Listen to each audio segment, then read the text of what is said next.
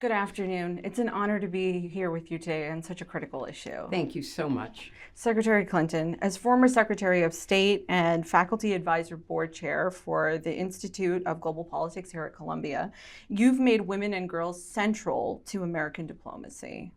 Now you've partnered with Sheryl Sandberg to co-author the foreword to this institute's landmark report on child marriage, which impacts a staggering 12 million women still Every year. every single Isn't year. that amazing? It's incredible, and it points to why this is such a critical issue that we're here to address today. Thank you so much for joining us. Well, first of all, thank you for your interest. This is an issue that really goes to the heart of how women and girls are treated around the world. And as you rightly say, and as the report points out, 12 million girls under the age of 18 are married every single year. And these are girls whose health then becomes at risk because of potential pregnancy and miscarriages, who are often mistreated in the homes that they marry into.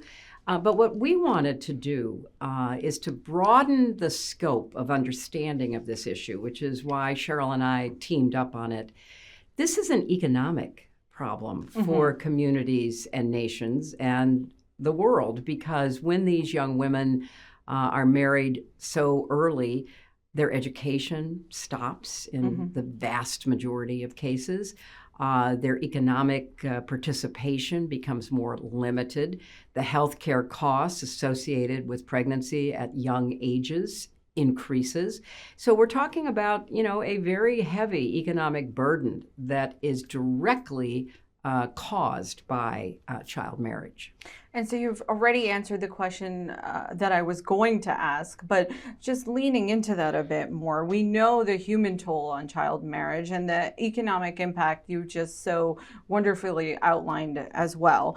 Why do you think the economic argument hasn't yet been prioritized with key decision makers? It's such a complex issue. It is complex, and it does have obviously sociological and health and political and family and all kinds of other dimensions, but it has been underreported what the economic effects are.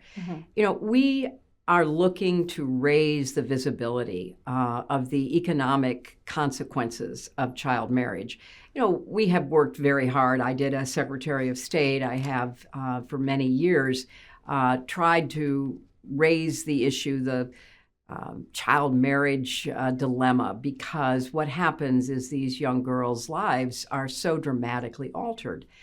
But we wanted to make the argument, and of course this is something that Sheryl is particularly focused on, that the economy of these families, these communities, these countries is adversely affected by the numbers of girls that are in a marriage before they are ready, before their education has been completed. So I think trying to change the focus a little bit. I believe it's a human rights issue. I've always believed that.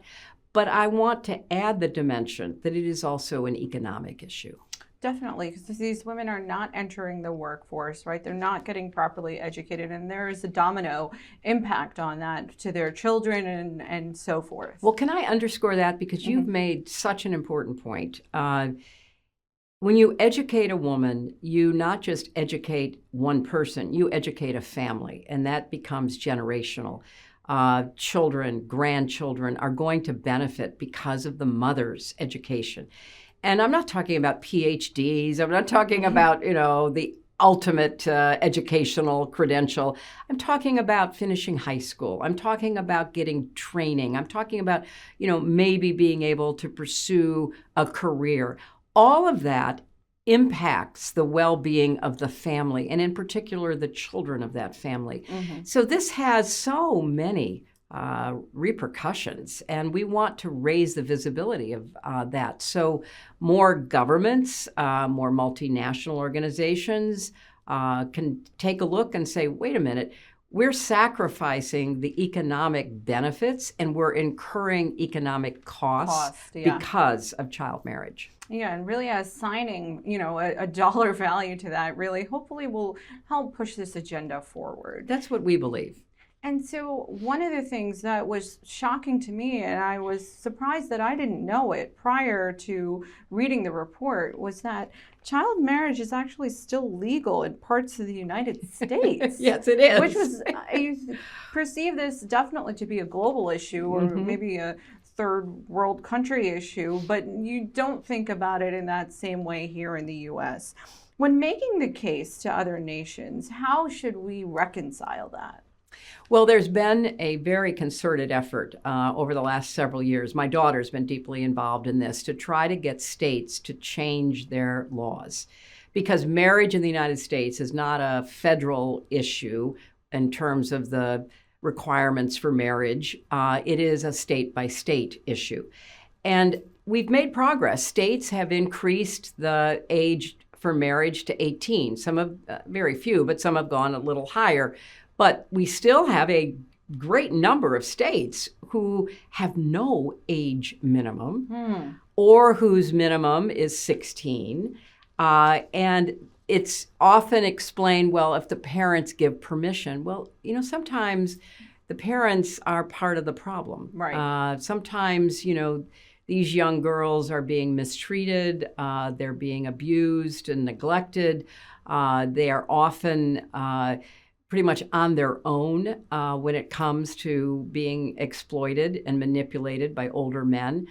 So we are determined to do what we can to try to get the laws changed in all of our states. But it was important to include that in this report because so many people are surprised that we still have a lot of child marriage going back, the numbers that we have for it going back like the last 20 years that we need to address in our own country. Cultural change can take generations. How do you balance the urgency of protecting girls with the complex work of shifting these attitudes? Well, that's why we focus on laws, because you're right, cultural change takes a very long time. Doesn't mean it doesn't happen, because we've seen changes. But we were making a lot of progress when it came to women's rights in general and child marriage in particular until COVID.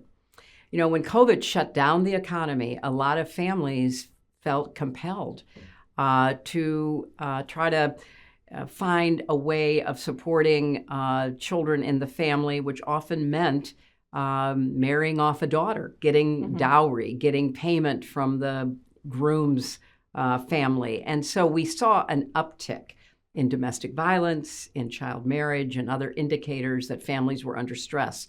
So that's why the law has to play a major role. And we are advocating, of course, that countries take a hard look at their own laws and don't just change the laws on the books, enforce those laws. Secretary Clinton, thank you so much for joining us. Thank you.